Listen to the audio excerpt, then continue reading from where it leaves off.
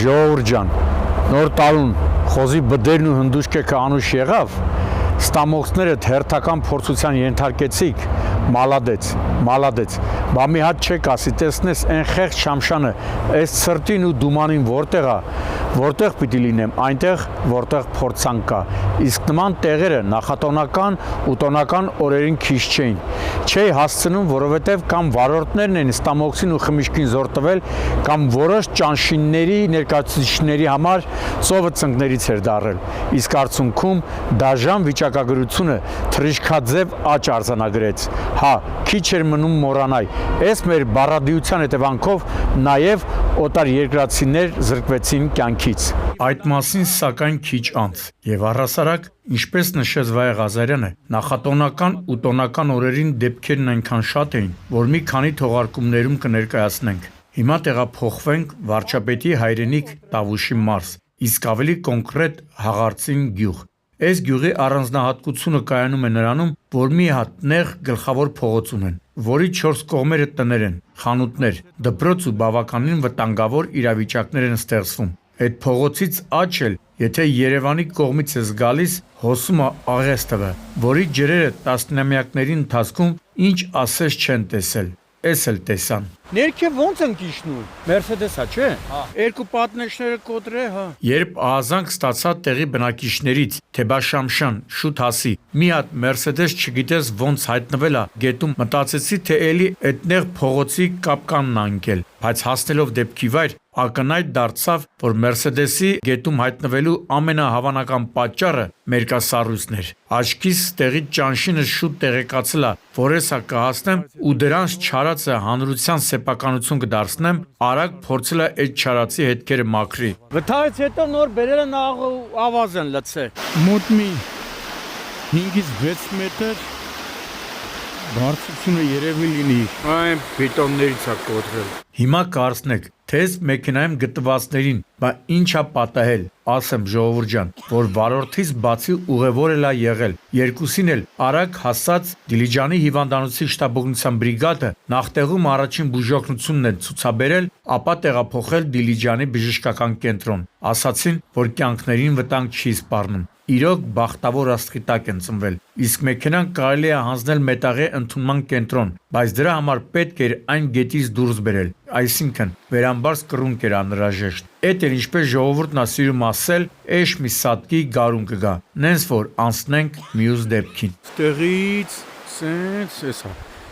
ոտքով տարել են, մոտեցրել են շտաբօգնության ավտոմեքենաներին։ Նախատոնական մի օր գնացել էի Տավուշի հարևանությամբ գտնվող Գեղարքունիքի մարզ, ավելի կոնկրետ Երևան-Սևան-Իջևան ավտոճանապարհի 72-րդ կիլոմետր։ Սա մի սարսափելի պատմություն է, ընդ որում ոչ միայն ելքով, այլև իր պատմությամբ ու բովանդակությամբ։ Լավ, համբերությունները չչարաշահեմ, ասեմ, որ խոսքը երիտասարդ մի տղայի մասին է, ով նոր էր զորացրվել ու մեկնում էր զորամաս զինվորական գրքուկը ստանալու նպատակով։ Այո, իսկապես ողբերգություն։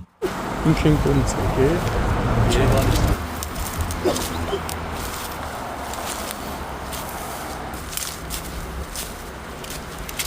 Նախորդ կյանքում այս մեքենան Mazda է կոչվել։ Հիմա ինչպես տեսնում եք, այն եւս ուտիլ հանձնելու ենթակա է։ Ինչու՞, որովհետև 24-ամյա Գագիկը երթևեկելի գոտուց դուրս գալուց հետո նախքան այս վիճակում հայտնվելը հասցրել է մեքենայով բախվել մի քանի եղևնիների։ Այդ պահին նշված հատվածով անցնող մի քանի մեքենաների վարորդներ շտապել են Գագիկին օգնության, սակայն զուր։ Երիտասարդը հենց տեղում մահացել էր։ Թե ինչն է եղել վթարի պատճառը, դժվար ասել, բայց հաշվի առնելով կատարվածի ժամը, չեմ բացառի, որ վարորդի աչքը կարակպած լիներ։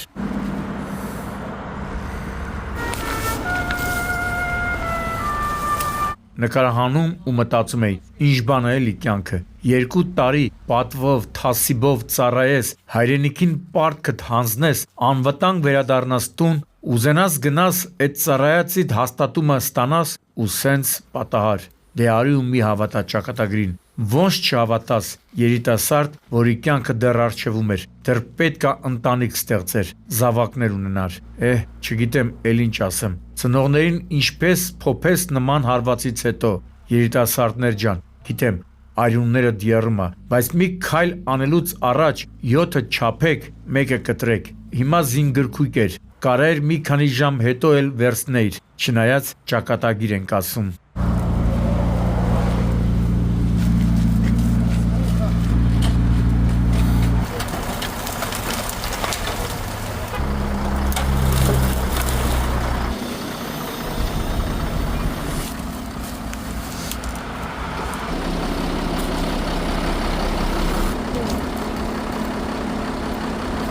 Հիմա օտարերկրացիների մասին, որոնք Հայաստան գալուց չեն պատկերացրել, որտեղից ճանշինների մեծ մասի ներկայացուցիչները պորտաբույծ են։ Հետույքները ալարում են կտրեն աթոռներից, հունվարի 9, Զովունի Եղվարդ ճանապարհ, Եղվարդի վարչական տարածքում մերկասառույցի պատճառով երեկոյան 20:20-ի սահմաններում իրար են բախվում Ֆորդը, Շևրոլեն ու Ֆորդ Տրանզիտը։ Սա այն դեպքերից է, երբ երկար պատմել պետք չի, կադրերը առավել քան խոսուն են։ Այս կորի չի եկել։ Լրիվ սառած ճամփա։ Երկու տեղափոխել են։ Սառածը մեղմ ասաց, մարդու ձեռք չէր կպել, աղ ու ավազի հատիկ չկար։ Լավ, նեուժելի այդ ճանշիների տերերը գիշերը հանգիստ խղճով կարող են խրմփացնել։ Գիտեմ, հեսա կարդարանան, թե բա ձյուն է գալիս, ինչ օգուտ, եթե մաքրենք, միևնույն է, էլի լցնելու է։ Տենց չի, սուտ մի խոսացեք, եթե շնորհքով լցնում ես աղ ու ավազը, մեզ մոտ էլ Սիբիր չի, որ մի 2 մետր ձյուն դնի, չի կարող չազդել, բայց դες շնորհքով լցնելու դեպքում էլ ճանշինի տերերի համար կարող է գերածախս լինի ու փող չաշխատեն։ Սաղ այդ փողն է էլի, բայց լավ անցնենք դրանց անգործության հետևանքներին։ Ախպեր եթե պայ ավտո չգա շտաբօգնությունը մոտենա։ Ոչինչ, սալամի պա, ոչինչ։ Դիմաց։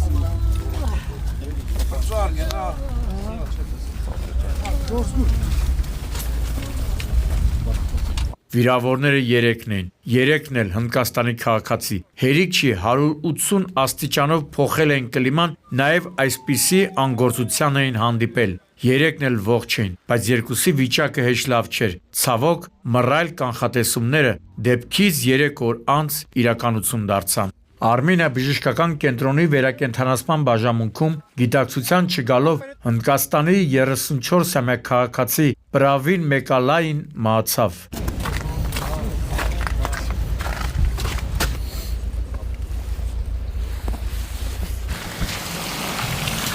Մեր ասիացի հարևանները մեզնից իրոք նեղանալու տեղ ունեն։ Իրենց քաղաքացիները ողջ առողջ, իրենց ոտքով հասնում են Հայաստան, ստեղից գրուստ վեստիով ուղևորվում տուն։ Ընդ որում, վիրավորականը միայն դա չէ, նաև որ մեղավորները իրենց շլանգի տեղ են դնում ու փորձում իրենց վրայից գցեն պատասխանատվությունը։ Այդպես եղավ հունվարի 8-ին։ Ժամը 23:15-ի սահմաններում, երբ անհայտ մակնիշի եւ համարանիշի ավտոմեքենայի վարորդը Երևանում Արցախի փողոցում վրաերթի ենթարկեց կին հետիոտնին ու նրան թողնելով անօգնական վիճակում դիմեց փախուստի։ Ու գիտեք որտեղ են պարեկները հայտնաբերել այս Մերսեդեսը։ Վրաերթի վայրից մոտ 1.5 կիլոմետր հեռավորության վրա, բայց սա դեռ ամենը չէր։ Պարեկները մեքենայից մի քանի մետր այն կողմ հայտնաբերում են 2 քաղաքացու, որոնք հայտնում են, թե մեքենան իրենցն է, բայց իրենք ոչ մի վրաերթի մասին չեն լսել։ Բայց դե եկել եք Սատանի մայլում, քանդր բազություն եք անում, կարճ ժամանակում պարեկները պարզում են, որ վրաերթի հեղինակը այս մեքենան է, ու այդ երկուսին կալմեջ անելով տեղափոխում են ոստիկանության Էրեբունու բաժին։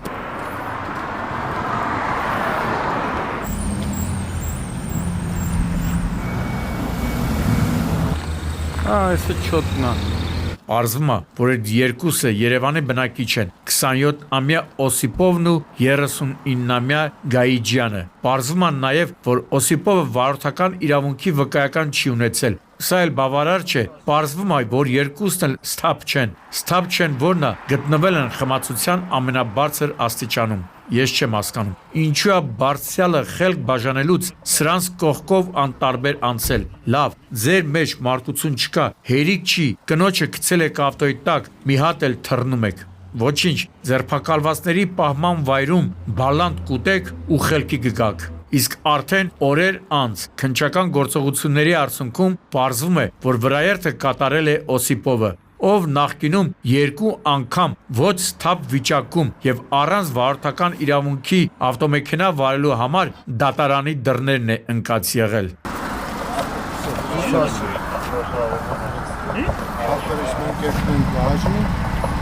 Անցած օրերին տեղի ունեցած մեկ այլ վրաերթի մասին, որը եւս ողբերգական ավարտ ունեցավ։ Էլի Չարաբաստիկ Երևան-Սևան ճանապարհ, որը փաստորեն ոչ միայն ամառային, այլև ձմեռվա սեզոնին է հաճախ դառնում ողբերգությունների պատճառ։ Զինգրքուկի հետևից գնացող երիտասարդի մահվան դեպքից մի քանի օր առաջ այս ճանապարհին մահացու այլ դեպք էլ է գրանցվել։ Նայելով էսոպելի վիճակին, ինձ թվում է, մեր մշտական հեռուստադիտողը առանց ավելորդ ճիգի կարող է ռենտգենի պատասխանը տա։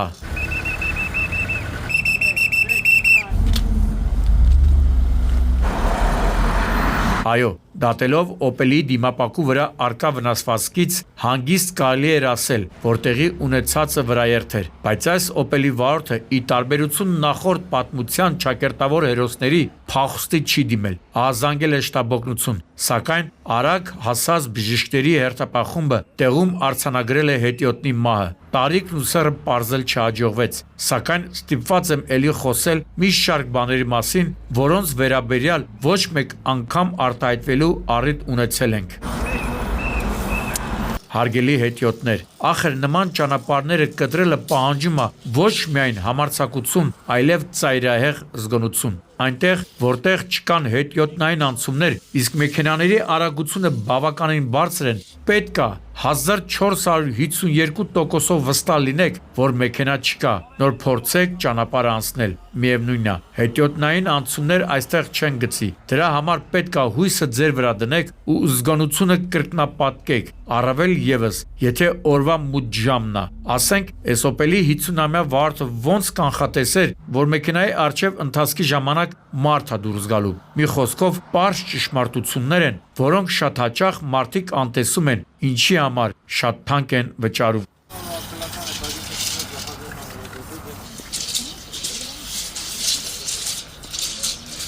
Մեկ վթար, 3 զո։ Երևի հասկացաք, որ խոսքը Ազատան Գյումրի ավտոճանապարհին կատարվածի մասին է։ Ողբերգական պատահար, որը խլեց 3 մարդու կյանք, սարսափելի պատահար, որն արտահայտվում էր նաև իմ դեմքի արտահայտությամբ։ Խնդրում եմ նայեք, խոսում եմ ու չեմ կարողանում թաքցնել սարսափն ու ափսոսանքը, բայց ամեն ինչի մասին հերթականությամբ։ Ինչպես տեսնում եք, վթարի մասնակիցները Mercedes-ն ու Lada-ն են։ Դե գիտեք, որտեղ խորհրդային կամ ռուսական արտադրության մեքենա, այնտեղ ողբերգություն։ Թեև նկատեցիք, որ Mercedes-ի վիճակն էլ ոչ պակաս տխուր է։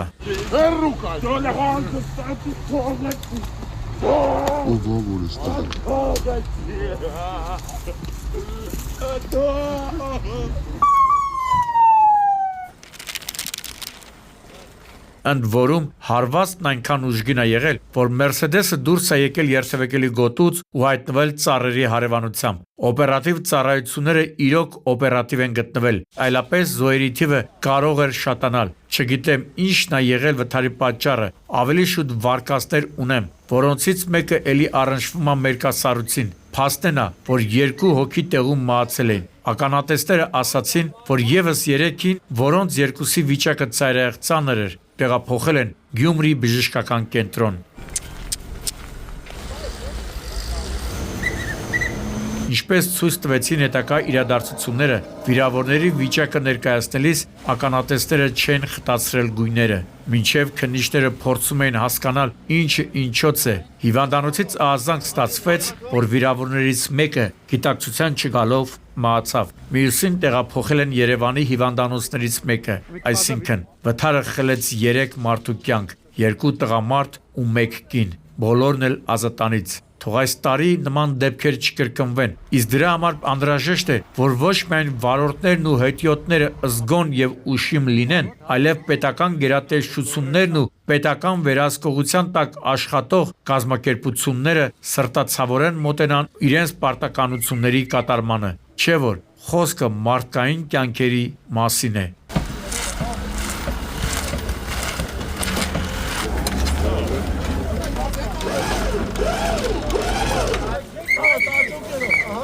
Գագիկ Շամշան, Սուրանկյուն։